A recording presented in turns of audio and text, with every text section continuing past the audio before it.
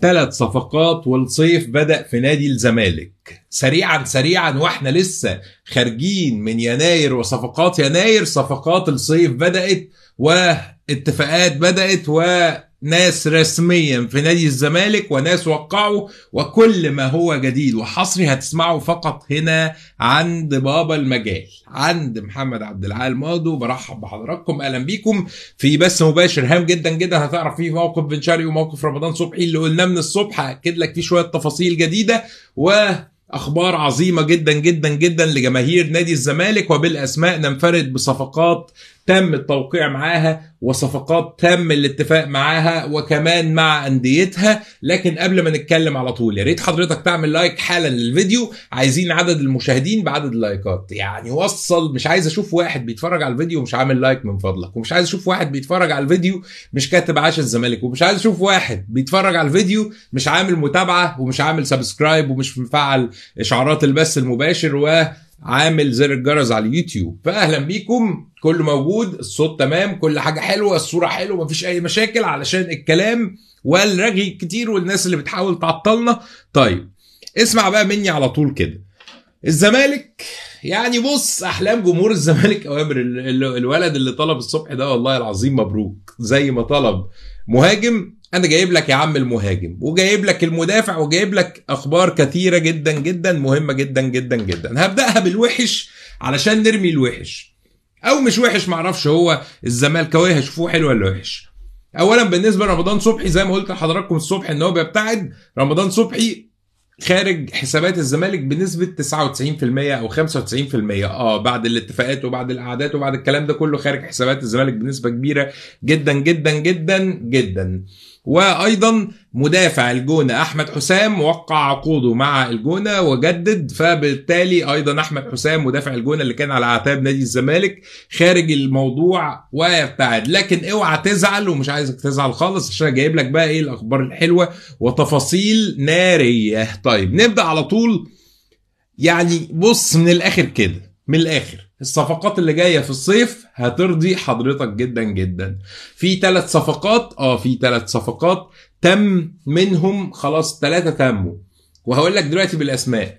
وفي مهاجم مغربي، وفي كلام حلو قوي قوي بقى هننفرد لحضرتك دلوقتي حالا بالاسماء.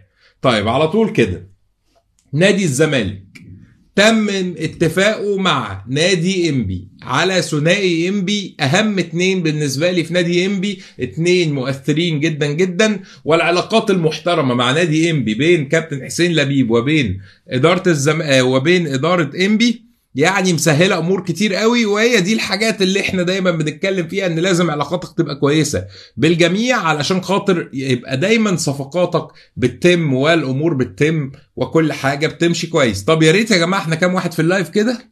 احنا دلوقتي 620 بس. طيب عايزين 620 دول عاملين لايك وكاتبين عاش الزمالك ويشير الكلام اللي موجود. شكرا يا كريم، يا سلامه، اصبحت يوميا لازم اشاهدك. الله يبارك لك، ده شرف ليا والله. طيب هقول ايه الشياكه دي؟ الله يبارك لك يا استاذ احمد يا فرحات، تسلم. سيبك من الصفقات، لا يا باشا ازاي سيبني، ده لازم نقول لكم كل حاجه. طيب مين بقى الثنائي بتوع انبي والكلام ده؟ يعني خلاص مؤكد مؤكد مؤكد مؤكد. اداره نادي انبي وافقت رسمي على انتقال ثنائي انبي لنادي الزمالك، والخبر اللي بقوله لك ده هيتكتب في كل حته. وحكايه اشرف بن شرقي اقولها لك في نهايه الفيديو، لكن اللي بقوله لك حالا هيتنقل ويتكتب في كل حته، وتحدي للجميع ان حد يتكلم في اللي هقوله ده. طيب اول اسم هو المدافع احمد كلوشه. كلوشه يا جماعه مدافع مهم جدا، لعيب مهم جدا جدا في نادي انبي، واحمد كلوشه اقترب بشده لنادي الزمالك وخلاص تم الاتفاق. اللاعب كان جاي اصلا هو ومين، الاسم التاني مفاجاه بس انتوا توقعوا مين على بال ما اخلص لكم حكايه كلوش. اللاعب كان جاي في الشتاء اللي فات وكل الامور كانت تمام، لكن للاسف شديد الكابتن تامر مصطفى رفض تماما ان هو يرحل لنادي الزمالك. مش هو بس، كمان المفاجاه الاخرى. حد توقع الاسم التاني صح؟ اسم هيفرحك، اسم هيفرحك بجد. طيب احمد نبيل اوفا ايضا تم الاتفاق معاه ومع اداره النادي، نادي انبي اداره الفريق البترولي، تم الاتفاق بين الاثنين بمباركه نادي انبي وخلاص كل حاجه بتخلص في هذا الموضوع، وكل حاجه بتخلص وكل حاجه زي الفل. الاثنين على فكره كانوا هيبقوا موجودين في نادي الزمالك في يناير، لكن لولا الكابتن تامر مصطفى المدرب او المدير الفني السابق لنادي انبي هو اللي وقف الصفقات. لكن دلوقتي بحب اقول لحضراتكم ان الاثنين خلاص اعتبرهم في الزمالك ان شاء الله باذن الله باذن الله. طب هل خلصت الصفقات على كده؟ لا، في اسم ثالث معرفش هيفرحكم ولا لا، بس هو في اسم ثالث وقع لنادي الزمالك وانا طالع اقول لكم بقى وخلاص. كريم عراقي يا جماعه الباك بتاع نادي المصري وقع لنادي الزمالك ايضا.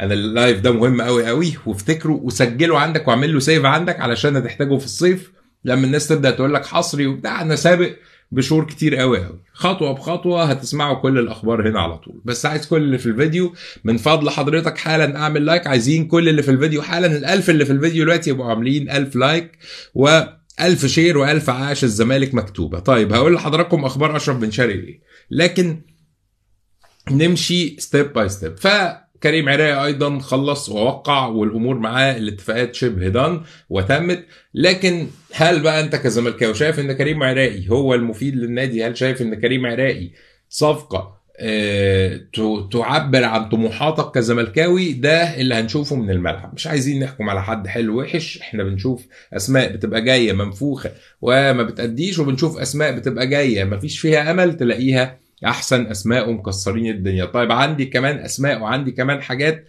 لسه ما خلصتش. اشرف بن شرقي، وايه حكايه اشرف بن شرقي؟ بصوا يا جماعه، الكلام اللي بقوله لك ده هو التفكير اللي جوه اداره الزمالك. احد رجال الاعمال هيشيل 50% من صفقه اشرف بن شرقي، لكن امتى اشرف بن شرقي هيجي الزمالك؟ اقول لحضرتك حالا. ما اعرفش حاجه دخلت في عيني ولا ايه، ده اتضربت في عيني، حد ضربني عين ولا ايه؟ والله حاجه بوخ عملت كده في عيني يعني. طيب نخش بقى في موضوع اشرف بن شرقي، عفوا بس فعلا يعني مش عارف افتح عيني يعني معلش. طيب نخش في موضوع اشرف بن شرقي وايه اللي بيتم. اللي هقوله لك ده هو سيناريو اشرف بن شرقي، وركز معايا قوي قوي، والكلام ده للتاريخ. تواصلت مع احد المقربين لاشرف بن شرقي شخصيا بقى، مش هقول لك فلان قال لي وفلان عمل لي. هل يا عمي في تفاوض؟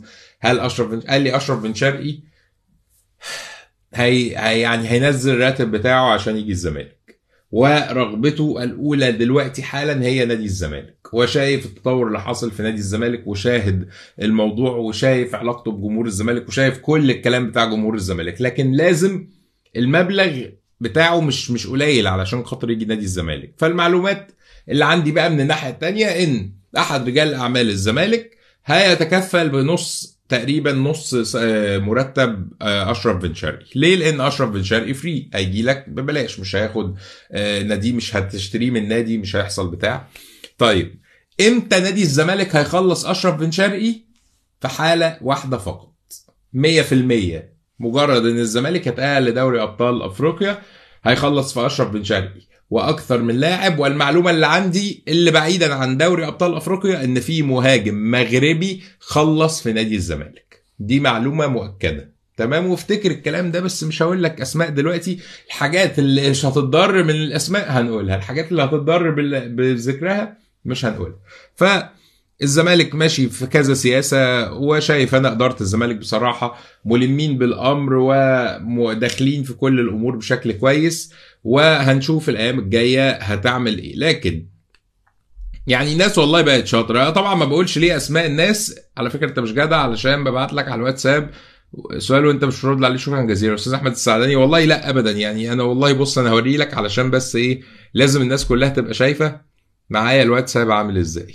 انا بس مش عارف اجيب لك، ايوه اهو. بصوا يا جماعه، يعني انا بحاول بس اخبي ايه الرقم الاولاني ونعمل كده. اعتقد حضراتكم واصل لكم دلوقتي عدد الرسائل اللي جايلي على الواتساب، اعتقد شايفينها جميعا، شفتوها صح اهي. طيب ده مش تكبر مني اني ما بردش، ده مش كبر على اي حد، على حضراتكم مثلا، ولا بستعرض او بتفاخر ان انا عندي اكتر من 10,000 رسالة. ده شكر وامتنان وتقدير وخيركم عليا، حبكم ده والله خيركم عليا. لكن بعتذر لكم اني مش برد. اوريتكم 10000 رساله، يعني 10512 رساله.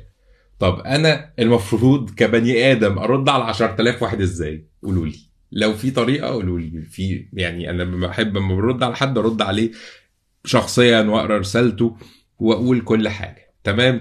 فاتمنى من قلبي، ان حضراتكم تكونوا مقدرين ده ومحدش يزعل مني واعذروني. واتمنى من قلبي ان حضراتكم كل اللي في الفيديو دلوقتي يعمل لايك لهذا البث المباشر ويشيروا، علشان الكلام ده فعلا نفسي يوصل من عندي هنا، علشان للاسف الناس بتاخد كلامنا وبعد كده بتروح تقولوا ان هو حصري، وبعد كده هاجموني كمان ان انا يعني بقول الكلام ده بعد كده.